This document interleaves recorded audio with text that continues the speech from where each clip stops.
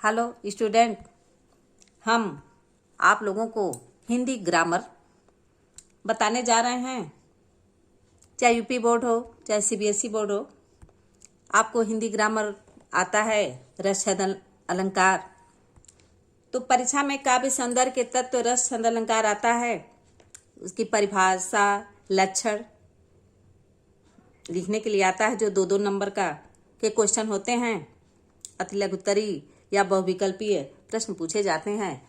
तो हम आपको आज बताने जा रहे हैं काव्य सौंदर्य के तत्व। इसमें 3 होते हैं, रस अलंकार और छंद। हम आपको आज बताने जा रहे हैं रस। रस क्या है? रस का सूत्र है जो सरल है, आपको एक बार समझ में आ जाएगा तो आपको यदि याद हो जाएगा तो आपको रस समझना आसान हो जाएगा। आपको सूत्र बताते हैं, रसस्यते असौ इति रसः, अर्थात जो चखा जाए, जिसका आस्वादन किया जाए अथवा जिससे आनंद की प्राप्ति हो, वही रस है। साहित्य शास्त्र में काव्यानंद काव्यास्वाद के लिए रस शब्द प्रयुक्त होता है, अर्थात काव्य को पढ़ने सुनने अथवा नाटक देखने से जो सहृदय पाठक होता है, श्रोता अथवा दर्शक को जो प्राप्त होने वाला विशेष आनंद है, वही रस कहलाता है। रस को काव्य की आत्मा कहा गया है, क्योंकि बिना रस के काव्य काव्य नहीं कहला सकता है। रस की निष्पत्ति के संबंध में भरत मुनि ने नाट्य शास्त्र में व्याख्या की है कि विभावानुभाव व्यभिचारी संयोगाद्र रस निष्पत्ति, अर्थात विभाव, अनुभाव तथा व्यभिचारी भाव के संयोग से रस की निष्पत्ति होती है।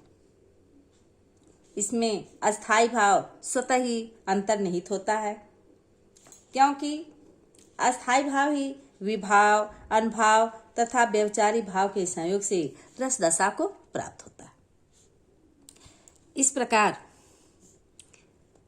भरत मुनि ने रस के 4 अंग या अवयव माने हैं: अस्थाई भाव, विभाव, अनुभाव और संचारी भाव। संचारी भाव का दूसरा नाम है व्यभिचारी भाव। हम आपको आज बताएंगे अस्थाई भाव क्या है।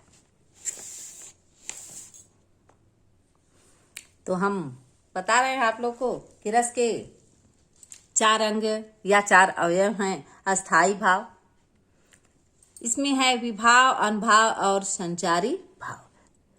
तो अस्थाई भाव है क्या?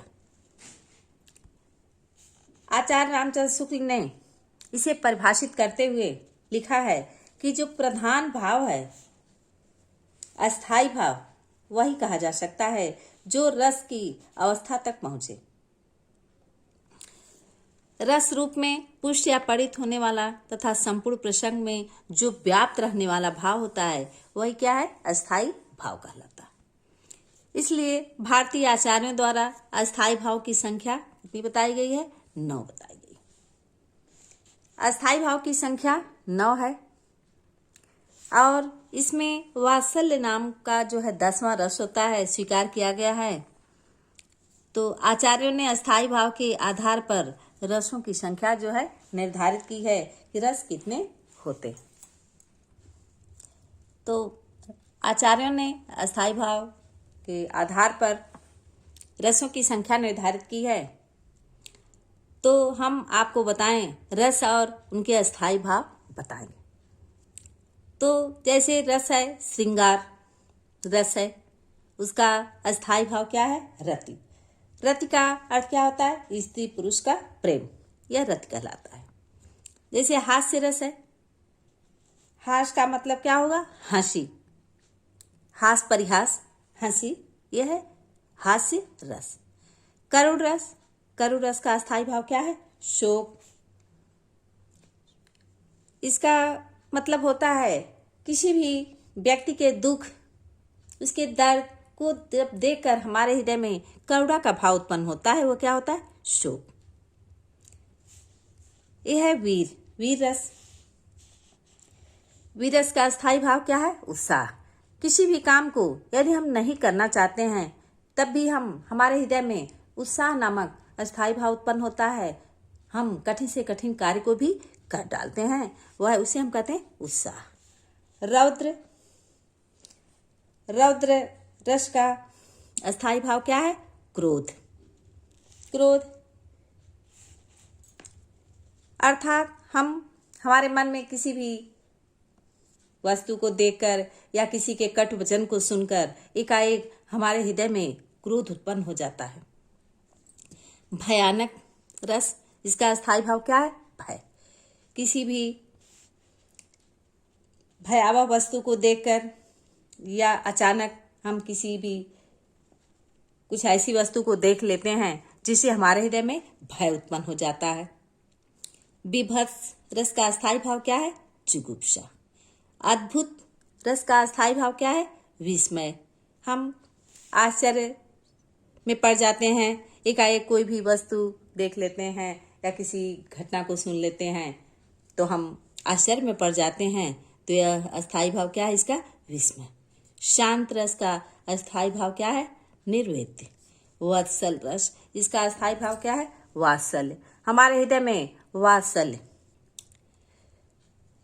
भाव की उत्पत्ति होती है, उसे हम क्या कहते हैं? वत्सल रस।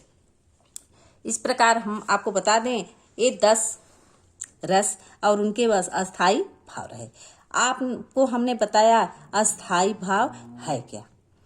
इसके बताए हमने कि 4 अंग हैं: अस्थायी भाव, विभाव, अनुभाव और संचारी भाव।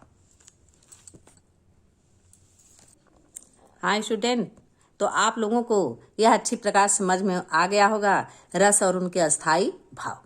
हम आपको समझा दिया अस्थायी भाव, अब विभाव, अनुभाव और संचारी भाव।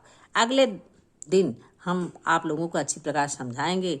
इस वीडियो को आप देखें, आपको अवश्य ही एक बार देखने में समझ में आ जाएगा, आपको परीक्षा में अच्छे नंबर मिलेंगे।